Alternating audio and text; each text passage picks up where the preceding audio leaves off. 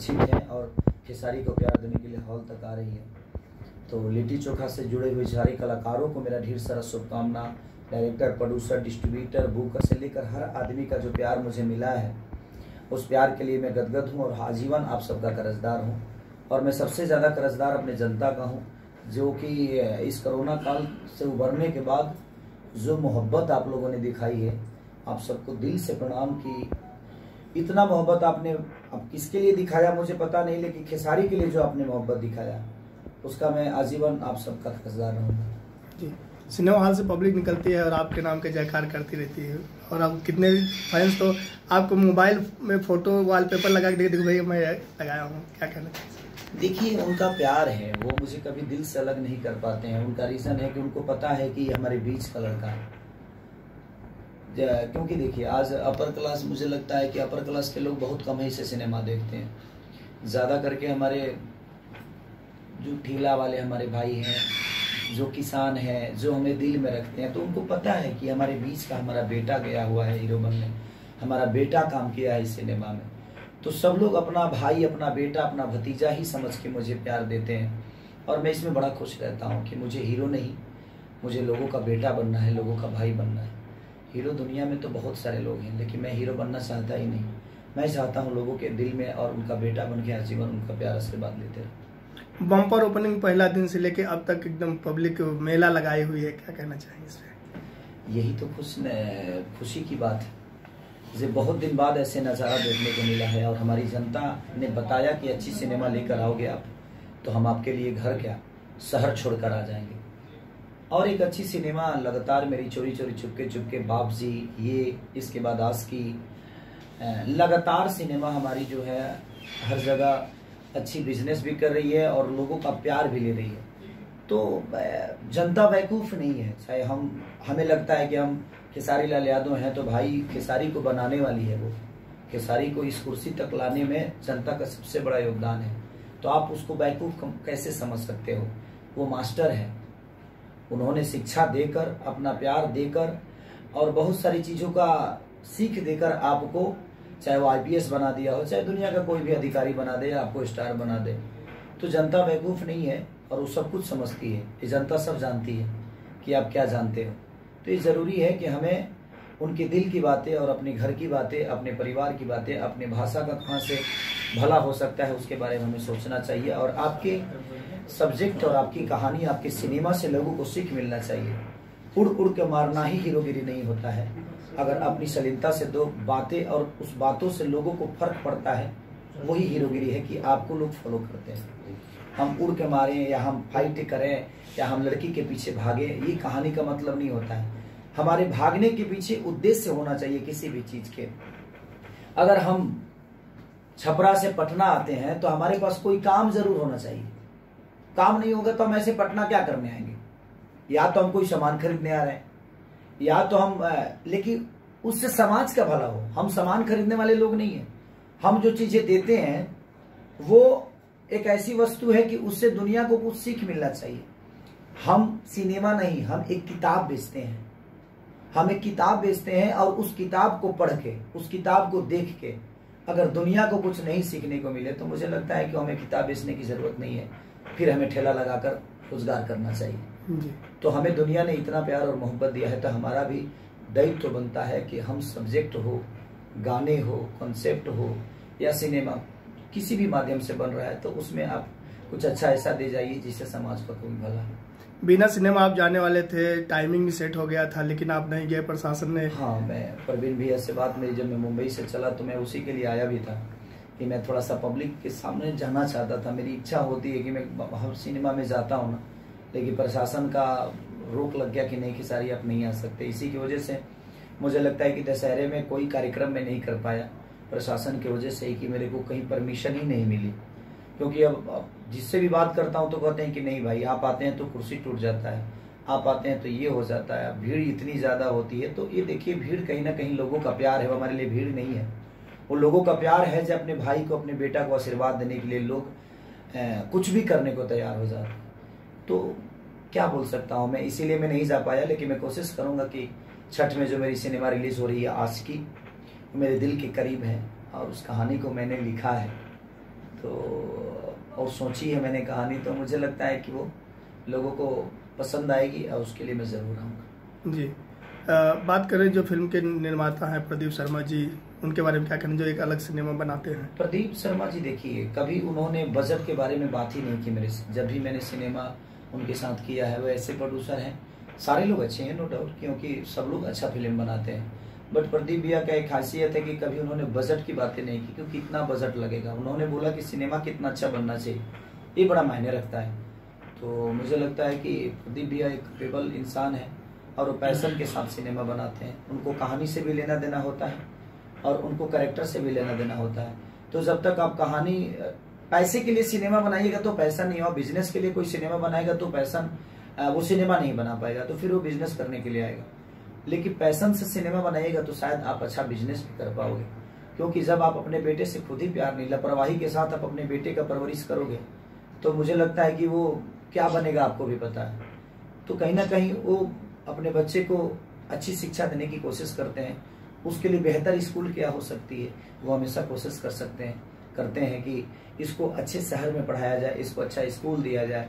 तो अच्छा स्कूल देने के लिए पैसे तो लगेंगे आपको, तो इसीलिए शायद मुझे लगता है कि लिट्टी चोखा का इतना अच्छा रिपोर्ट भी है, लोगों का प्यार भी मिल रहा है, और आस्की में भी उन्होंने बहुत खर्चा किया और बहुत प्यार से आस्की को बनाया है। परवीन जी जो फिल्म डिस्ट्रीब्यूटर हैं, उनके बारे में क्या कहना, आपकी फिल्में रिलीज करते हैं, पब्लिक तक पहुँचाते हैं? देखिए, फूल के बारे में क्या बोलूँ मैं, वो तो समझ लीजिए कि हम लोग एक तो पोस्टर हैं, लेकिन इस पोस्टर को इस कुर्सी से उठाकर और पूरे गांव में फैला देना ये छोटी बात नहीं है। तो डिस्ट्रीब्यूटर जो होता है, कंपनियां में बहुत सारी चीज़ें होती है, बट सबसे ज़्यादा योगदान होता है उस दुकानदार का जो उस सामान को बेचता है, क्योंकि वही हमें पुश करता है, हमारी चीज़ों को दुनिया तक पहुंचाने का काम डिस्ट्रीब्यूटर करता है।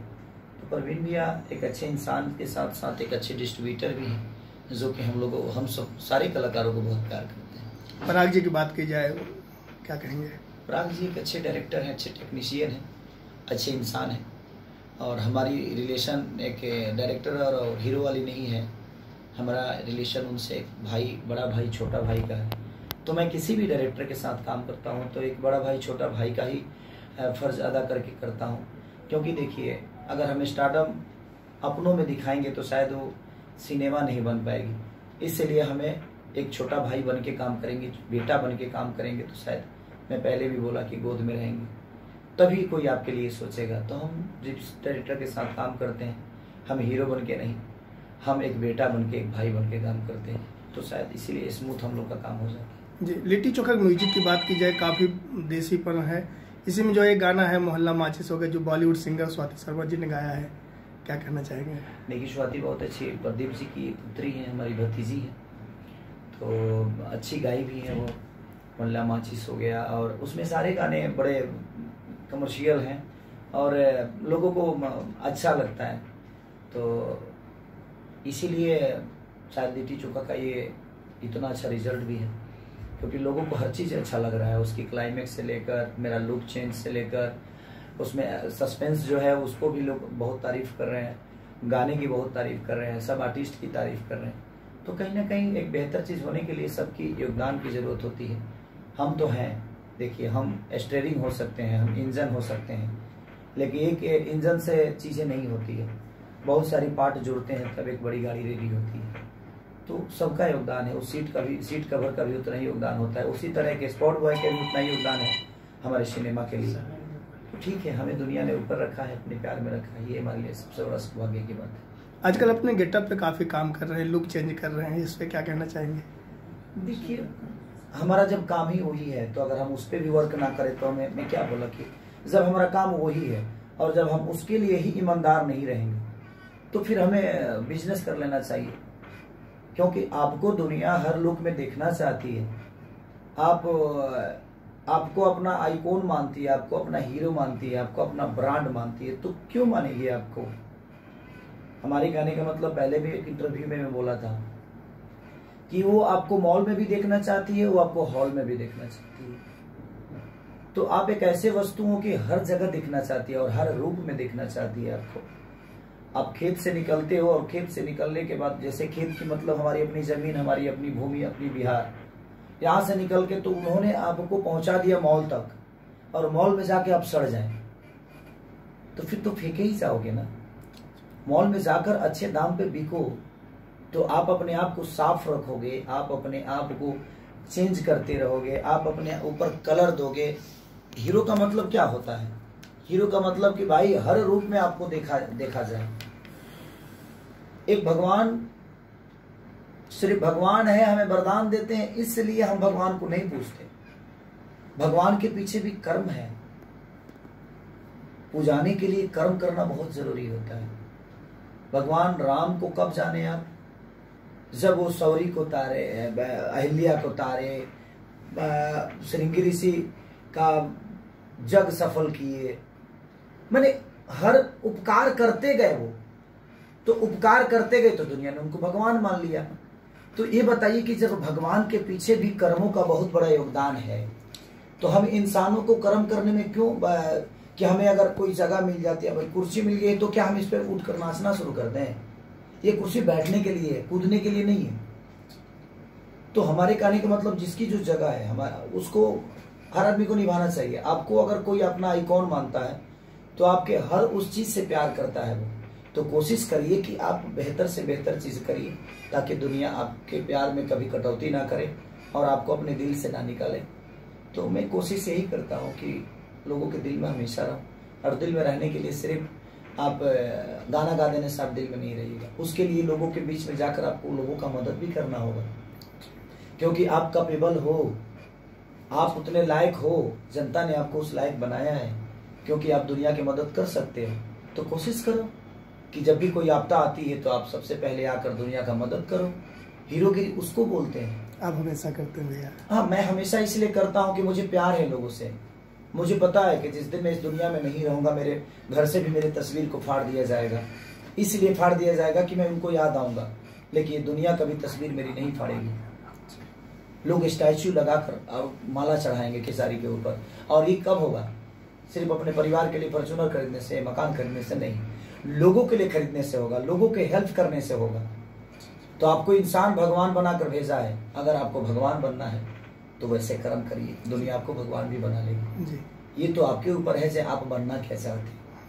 अच्छा करोगे तो दुनिया आपको अच्छा ही संदेश के साथ इस दुनिया में रखेगी, जिंदा रखेगी। और आप इस दुनिया में सिर्फ अगर मरने के लिए ही आए हो तो उसके लिए मैं कुछ नहीं बोल सकता। अगर पूरी दुनिया में आपकी की हुई चीज जब तक जिंदा है, समझिए कि आप जिंदा है। तो ऐसा कुछ कर जाओ इस जनता के लिए कि जब तक ये धरती रहे तब तक दुनिया आपको ना भूले कि एक अच्छा इंसान था। आज गांधी जी ने अच्छा किया तो आज हर आदमी के, गरीबों के भी जेब में रहते हैं ना। वो किसके पास नहीं है? वो किसके पास नहीं है, कोई मुझे बता दे। हर किसी के पास। अगर वो इंसान है तो उसके पास है, इंसान नहीं है उसके पास भी है। तिजोरी इंसान तो नहीं है, लेकिन उस तिजोरी में भी वो कैद है। तो मेरे कहने का मतलब अच्छे कर्मों का फल आपको जाने के बाद मिलता है, जिंदा में नहीं आपको दुनिया समझेगी। जिंदा में तो किसी को दुनिया ने नहीं समझा, तो आपको क्या समझेगी? तो आप सोचते हो कि हम आज उपकार कर रहे हैं और दुनिया वाहवाही कर दे। सॉरी, नहीं हो सकता। आप जब इस दुनिया को छोड़ के जाओगे तो आपकी की हुई चीजों को दुनिया याद करेगी। तो उस पर भरोसा मत करो और उस पर विश्वास हटा दो कि दुनिया मुझे, मैं दान करता हूं तो मुझे दुनिया क्यों नहीं प्यार करिए। नहीं, करते जाओ, करते जाओ। भगवान कभी सोचे थोड़ी थे, भगवान तो नहीं सोचे थे ना कि हाँ हमारे लिए रामायण लिखा जाएगा। उन्होंने सोच के तो नहीं किया था, दुनिया का उद्धार उन्होंने सोच के तो नहीं किया था। तो मेरे कहने का मतलब है कि भगवान भी एक इंसान के रूप में ही आए थे इस धरती पे और वो भगवान बन गए। तो आप भी इंसान के ही रूप में आए हो। ऐसा कुछ कर जाओ कि दुनिया आपको भगवान भी मान ले। तो ये सिर्फ आप अपने परिवार के लिए फॉर्च्यूनर खरीद लो, रेंज रोवर खरीद लो या ओडी खरीद लो, उससे कोई लेना देना नहीं है। और एक दिन ऐसा वक्त आएगा कि वही परिवार आपके घर से आपका तस्वीर हटा देगा, क्योंकि आप उसको याद आओगे। लेकिन दुनिया कभी तस्वीर दिल से नहीं निकालती है। आपकी की हुई चीज हमेशा याद रहेगी दुनिया को। तो कोशिश करिए कि हम अच्छे कर्म करें, लोगों की हेल्प करें, लोगों का मदद करें, अगर आप उस लायक जी। कोई अपने फैंस के लिए 2 लाइन में गाना अभी मत गाओ भाई, मेरा गला बहुत फंसा हुआ है। मैं 4 दिन से लगातार गा रहा हूँ, तो माफी चाहिए, हाँ। माफ कर दीजिएगा। कभी इंटरव्यू राम के साथ करेंगे तो हम करेंगे। लिट्टी चोखा फैंस के दर्शक ढेर सारी शुभकामना आप सबको कि आपने इतना प्यार दे रहे हैं, और मुझे लगता है कि इस प्यार को रोकिए मत। आप सबकी प्यार आज भोजपुरी इंडस्ट्री को इतना बड़े मुकाम पे खड़ा कर दिया है कि हिंदी के लोग भी कह रहे हैं कि हमारा सिनेमा नहीं चल रहा है और भोजपुरी चल रहा है। इससे समझ में आता है कि हमारी भोजपुरी कितनी आगे है। ऐसा ही कोशिश अगर आप लोग करिएगा तो थिएटर इससे भी ज्यादा खुलेंगे, और खुल के एक नया कीर्तिमान पैदा होगा कि नहीं, हिंदी नहीं, हमारा भाषा, अपने भाषा के लिए जितना आप कर सकते हैं। हम तो सिर्फ भाषा के लिए काम करते हैं, लेकिन उस काम को यहाँ तक ले जाने में आप सबका बहुत योगदान की जरूरत है। तो कोशिश करिए, ऐसे ही प्यार देते रहिए। ठीक है। Thank you.